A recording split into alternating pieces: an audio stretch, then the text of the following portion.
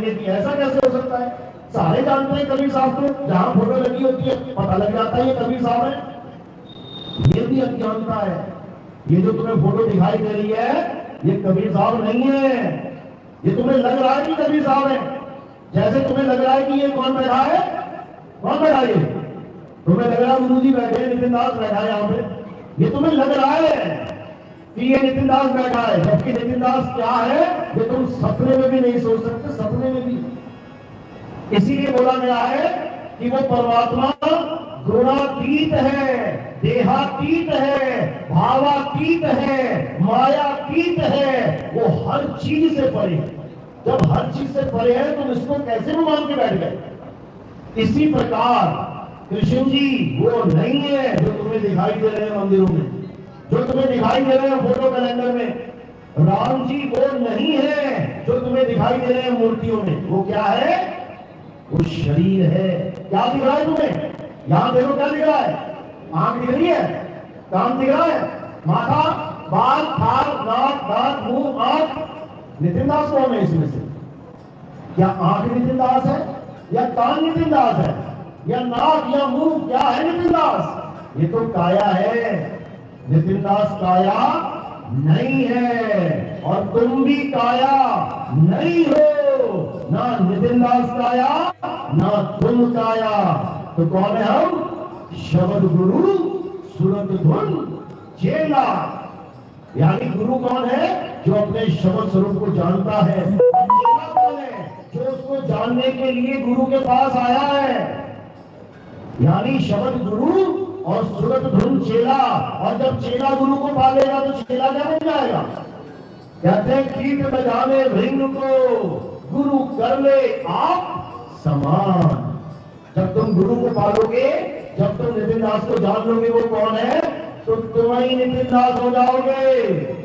कोई भेद नहीं रहेगा बीच में। जैसे कृष्ण जी कहते हैं मेरे 4 प्रकार के भगत हैं। कौन कौन से? एक अर्थार्थी, यानी जो दुनियावी वस्तुओं को मांगने के लिए मेरे मंदिर में आता है। तुम्हें क्या लगता है मंदिर में कौन जाता है? भगवान के दर्शन करने जाते हैं। सबसे ज्यादा भिखारी आते हैं वहां पे। एक भिखारी वो होता है जो मंदिर के बाहर खड़ा होकर आदमी से मांगता है, और एक भिखारी वो होता है जो मंदिर के अंदर जाके मांगता है।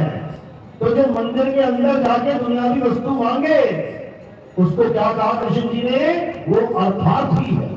यानी दुनियावी वासनाओं की वजह से मेरे मंदिर तक आया है। दूसरा आपकी, वो क्या है? जो मुसीबत पड़ने पे आया है, जिसके काम धंधे ठप हो गए, मुसीबत पड़ गई है, या कोई झूठा केस लग गया, या कहीं झगड़ा हो गया, 4 लोग मातन है। ये आत्मा ही सत्य सनातन है। कहते हैं इस आत्मा के अलावा और इस दुनिया में कोई सत्य नहीं है, केवल और केवल आत्मा ही सत्य है। लेकिन अज्ञानतावश जितने भी भगत, जितने भी गुरु लोग कृष्ण जी का प्रचार कर रहे हैं, कृष्ण जी की गीता का प्रचार कर रहे हैं, अज्ञानतावश ये शरीरों की भक्ति में लगा के बैठ गए हैं सबको। ये सब मूर्ति पूजा में जोड़ के बैठ गए हैं सबको। ये सारा दिन मूर्तियों को नहलाते हैं, मूर्तियों को धुलाते हैं, मूर्तियों को भोग लगाते हैं, मूर्तियों की पूजा करते हैं। अब आत्मा कहां चली गई? जिस आत्मा का ज्ञान गीता में कूट कूट के भरा है, अब वो ज्ञान कहां चला गया? अब आत्मा की ताकत कहां चली गई? कोई नहीं समझ पा रहा है। बस देखा देखी। वो मूर्ति पूजा कर रहा है, मैं भी कर लूं। वो कुछ मांग रहा है, मैं भी मांग लूं। इसी में सारा संसार उलझा पड़ा है। तो क्या करना है? अब कृष्ण जी समझाते हैं गीता में अध्याय 2 16वां श्लोक। क्या कह रहे हैं? हे अर्जुन, इस दुनिया में 2 प्रकार के तत्व हैं, एक असत्य और एक सत्य है। असत्य क्या है? इस दुनिया में जो भी पैदा होता है और जो मर जाता है वो असत्य है। यानी ये काया, ये शरीर पैदा होते हैं और एक दिन मर जाते हैं, असत्य है। अब अगर हम शरीर की पूजा करेंगे तो हम सत्य की पूजा कर रहे हैं कि असत्य की? असत्य की। अर्जुन, जो पल पल बदल जाता है वो असत्य है।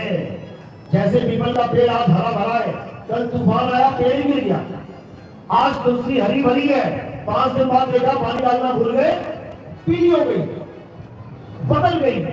कोई भी चीज बदल रही है, असत्य है। आज मूर्ति बना रहा है, मूर्ति वाला 1 फुट की बनाई, कल 2 फुट, परसों 3 फुट, रोज बदल रही है। तो जो बदल रही है वो क्या है? असत्य है। ये जितने भी मंत्र है, नाम है, देखो बदल रहे हैं। कबीर पंथी कबीर कबीर जप रहे हैं, देखो कबीर, का से बी हो गया, बी से रा हो गया, बदल गया। राम, हरे कृष्णा, सब बदल रहे हैं।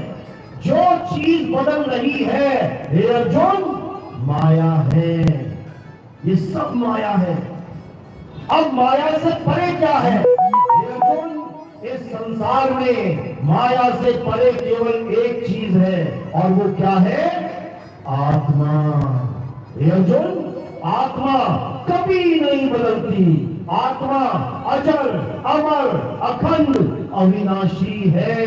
आत्मा का ना तो कभी जन्म होता है, ना ही आत्मा की कभी मृत्यु होती है। आत्मा को ना तो कोई शस्त्र काट सकता है, आत्मा को ना तो अग्नि जला सकती है, आत्मा को ना तो वायु सुखा सकती है, आत्मा को ना तो जल भिगो सकता है। इस आत्मा का कोई कुछ बिगाड़ ही नहीं सकता। इसलिए पूरे संसार में अगर कुछ पूजनीय है तो केवल आत्मा है। और जो आत्मा की पूजा करता है वो इस भव सागर से पार हो जाता है, समझ लो। और जो असत्य की पूजा करता है वो बार बार असत्य में ही जन्म लेता है। जो इस संसार में दिखाई देने वाली एक भी वस्तु का ध्यान करता है, पूजा करता है, चिंतन करता है, वो इसी संसार में वापस आ जाता है। तो क्या करना है? अब दिखने वाली हर चीज को किनारे कर देना है, पूजा नहीं करनी है।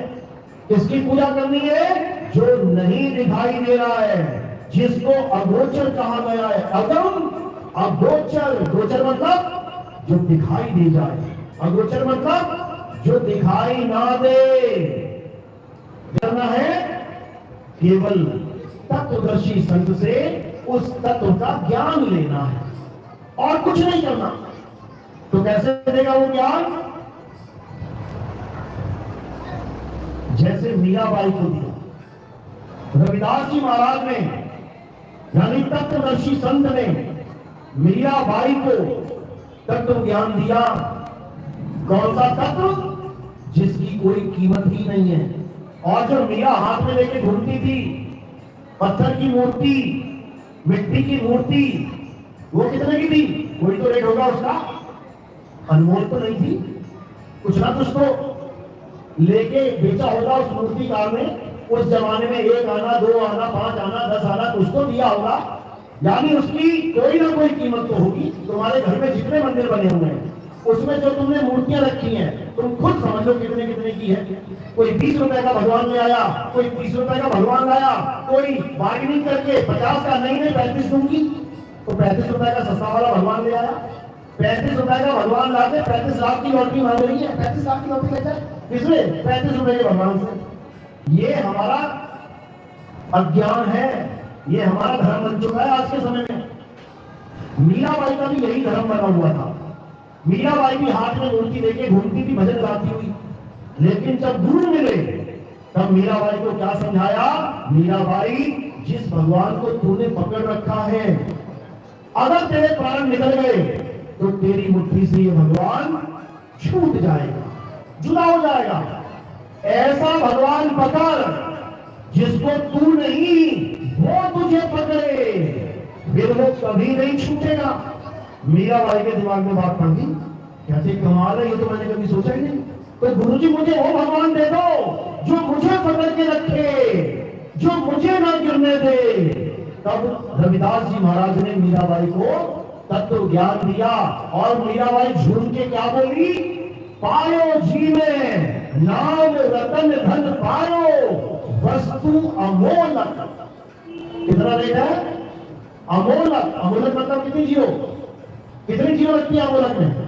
8 zero, 10 zero, lakh zero, crore zero, zero का भी जीरो हो जाता है। जीरो का भी शून्य अंत हो जाएगा, वो जीरो ना लग पाएंगी उसमें। इतने की है आत्मा, सोच लो कितने की होगी। तो मीराबाई को आत्मज्ञान मिला।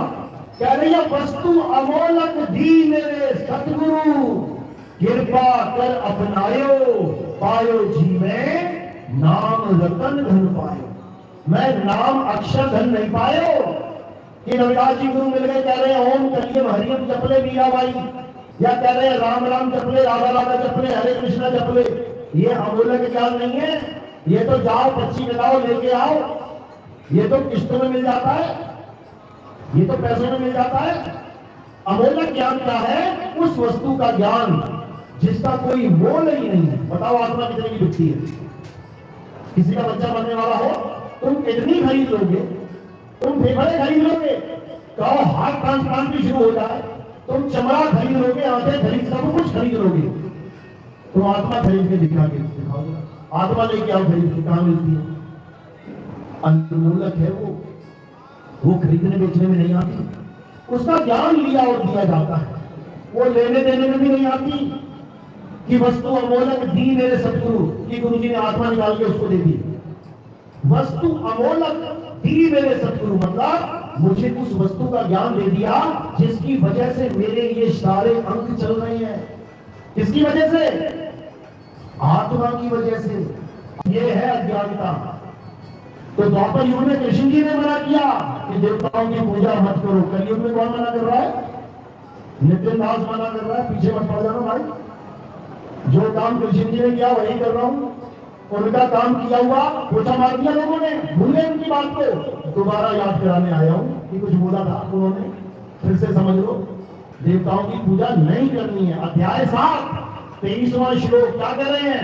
हे अर्जुन, जो देवी देवताओं की पूजा करते हैं वो अल्प बुद्धि जीव हैं, जिनकी छोटी बुद्धि होती है। और हम क्या कह रहे हैं? गर्व से कहो मैं हिंदू हूं, मैं हिंदू देवी देवताओं की पूजा करता हूं। गर्व, अरे गर्व से नहीं कहो, वो कह रहे हैं अल्प बुद्धि जीव है।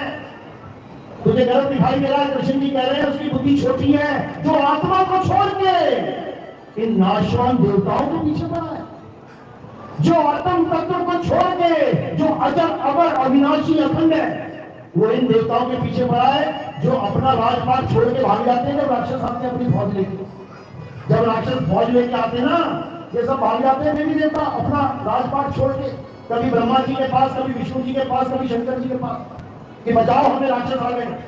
उनकी पूजा करोगे? तुम समझ ही नहीं पाए गीता का ज्ञान। तो ज्ञान ग्रहण करना है। अगर तुमने गीता पढ़ ली तो समझ जाना, तुम इतने बड़े ज्ञानी हो जाओगे कि तुम्हें कोई भरमा नहीं सकता। भरमा क्यों रखा है? क्योंकि तुमने गीता कभी पढ़ी नहीं। गीता को तुम भगवान मान के माथा देखते हो केवल, ऐसे करके ज्ञान नहीं आता, ऐसे करके ज्ञान आता है। उसको खोलो, अध्याय 2 से स्टार्ट करो। 1 में तो वार्तालाप है संजय की, धृतराष्ट्र की, बता रहा है ऐसे ऐसे ऐसे ऐसे ऐसे बातें चल रही है, कोई बात नहीं। अध्याय 2 से स्टार्ट कर दो, तुम्हें आत्मा का ज्ञान समझ में आने लग जाए कि आखिर असली भगवान है कौन। वो ऐसा कौन सा भगवान है जिसको अस्त्र शस्त्र नहीं लग सकता? बाकी सारे भगवानों को अस्त्र शस्त्र लग सकते हैं। किसी गलत फहमी में बताया था, कृष्ण जी के पैर में तीर लग गया था, राम जी का भाई लक्ष्मण राम जी के सामने मूर्छित हो गया था, लगा कि नहीं तीर? किसने मारा था? किसने मारा था? कंस ने?